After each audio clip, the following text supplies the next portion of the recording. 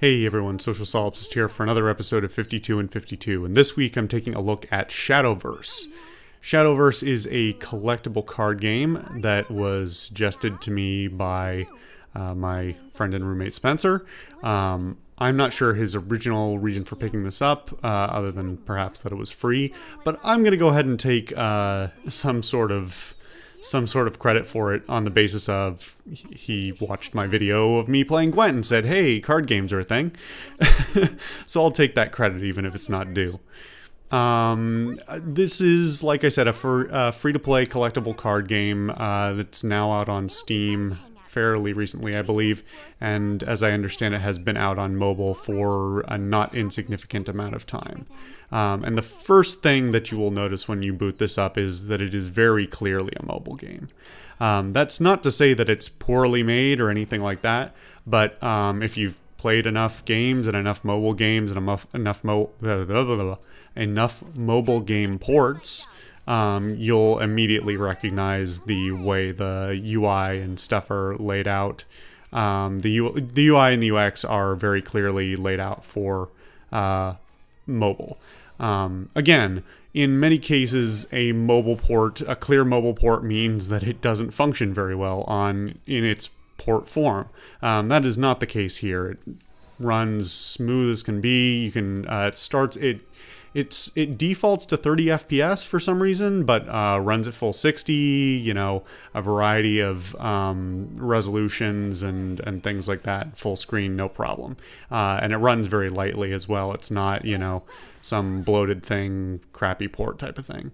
All of the animations, what animations there are, I should say, look, super great. Everything's polished in an HD. You're not getting any low-res crap ported over from mobile, although that's sort of a thing of the past at this point now that I think about it, since most mobile devices are 1080p or higher anyway, but I digress. The layout as a result, the only real gripe I have as a result of all that is that the layout tends to be a bit cramped.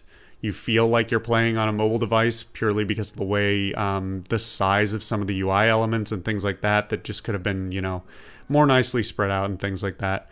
But in terms of being a port, it's entirely competent.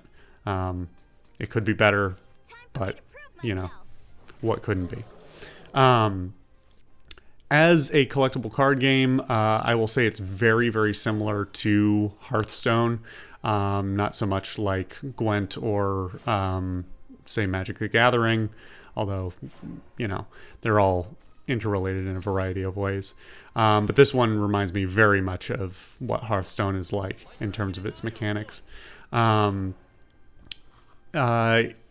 all honesty, I would probably play more Hearthstone before I'd play more of this, not because this is bad, but purely because Hearthstone has a huge development team and just overall the polish is a little better. It's not even more attachment to Blizzard properties. What Shadowverse is wholly generic.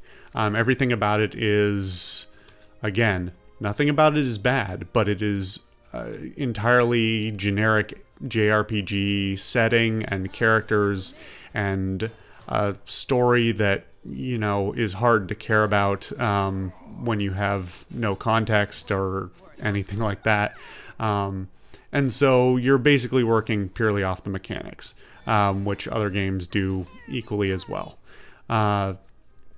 Again, none of this is to discount what this game has. I think that it's far more competent than I expected it to be. But at the end of the day, as well put together as it is, again, I think I'd probably be more likely to play Hearthstone than I would this. I guess I could talk more about some of the individual elements that I think are put together well, but honestly, it's across the board very solid. One of my only other real gripes is kind of the visual style is not to my personal tastes. it has something to do with it being mobile and something to do with it being JRPG styled, but everything is like intensely detailed to the point of being too visually busy. Everything has, you know, lace or like filigree or whatever on every little edge, and it just becomes visually overwhelming at some points, especially when you're trying to focus on, you know, the core mechanics of the game and even enjoy some of the you know, the effects and the visuals that they put in. You know, actually, one thing I will say that it does better than some of the others, even Hearthstone, is I don't know if it's rendered on the fly in 3D. I have to assume it is. But each of the stages that you play, at least in the story mode, which is what I spent all of my time doing, there's both story, single player, and multiplayer.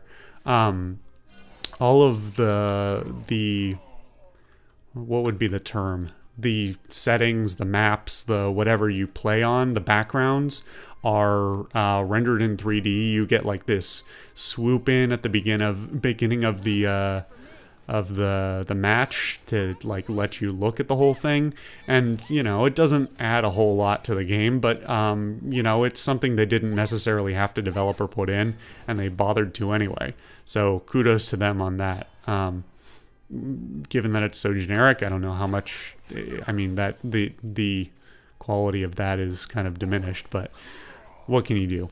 Anyway, at this point, I think I've rambled on more than was necessary about this particular game. But if it looks like something that would appeal to you, you know, it's entirely competent. And if Hearthstone isn't, you know, your thing, but you still want something similar, this is probably a half decent substitute.